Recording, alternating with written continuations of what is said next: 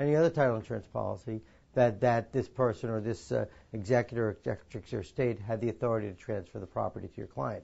And if it turns out that we messed up, that we were wrong, that we had the situation with the loan in Northern California and we missed it, then it's our problem. Then your client really has the ability to put in a title insurance claim because we missed something in the chain of title having to do with the estate. If you don't do a leasehold insurance policy, obviously there's nothing you could do if it turns out that the estate did not have the authority to transfer the property.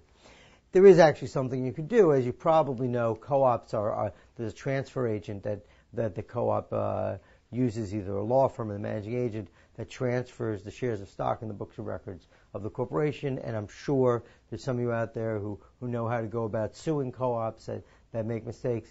But I'm saying you don't have an insurance policy there. You really just have the ability to file a lawsuit that may or may not be successful and may or may not have a pocket of money to go after. Here, if you get a leasehold insurance policy, you have an insurance policy sitting there to be collected upon if there's a problem.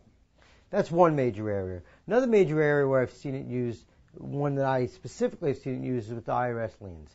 So I had a situation at one point where a client came to me and said, look, the client was the attorney. Her client was buying a $2 million co-op apartment, and there was $1.9999 million of IRS liens on the apartment, or even greater than that. She asked me a question. She really knew the answer to it, but she asked me it anyway. She said, how do I know that the IRS is going to get their money? How do I know that the IRS is going to release that lien? How do I know that there's not going to be a continuing lien on the property? I said, you don't know. And I got to tell you, and you know, some people have said to me that they've had situations where the IRS shows up at closings. My experience is the IRS doesn't show up at a closing. The IRS says, you got a $2 million lien on the property, no problem. Send us the $2 million check. We'll put it in the bank. Once we put it in the bank, we'll release the lien and it'll be gone. But there's no guarantee that they're going to do it, and they're not going to come to the closing, and they're not going to give you the release of lien right there at the closing. So my client said to me, so it's possible that we might have a situation where the lien doesn't get released, and there's still theoretically this lien out there. So what she did in that situation is she said to me, let's do a leasehold insurance policy. Let's do a co-op leasehold insurance policy. And that's exactly what we did. We then went out and we did a full co-op leasehold insurance policy, and we did a full search, and we obviously picked up the IRS liens. And then we said, okay, now that we picked up the IRS liens, we need to ensure that they're paid off. And just like with any other real property closing, we sent a title closer to the closing who had a payoff letter from the IRS, who picked up a check, a certified check or a bank check made payable to the IRS.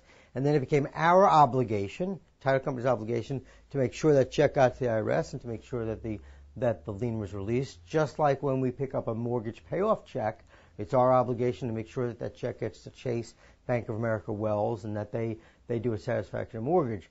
And if it turns out that the IRS messes up, or we mess up and we don't get that payoff to them, or we mess up just like on a mortgage payoff, it's our problem. It's now no longer the problem of the purchaser. So what this attorney was doing, and what she was very smart in doing, is saying, okay, Mark, you send somebody to the closing, you pick up the check, you deal with the IRS, and you give me an insurance policy, and I'm happy to pay you for the policy to know that I've shifted the burden of the risk to you from my client. It was a very smart move.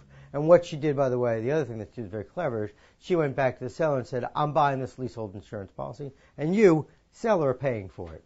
Why? Because you know what? If you don't want to do it, then we're not buying the apartment. And the next guy who comes along will tell you the exact same thing. And that's exactly what happened. The seller paid for it.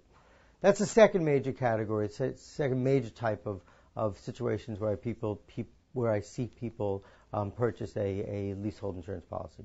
The two others are purely based on dollars and not based on any legal issues.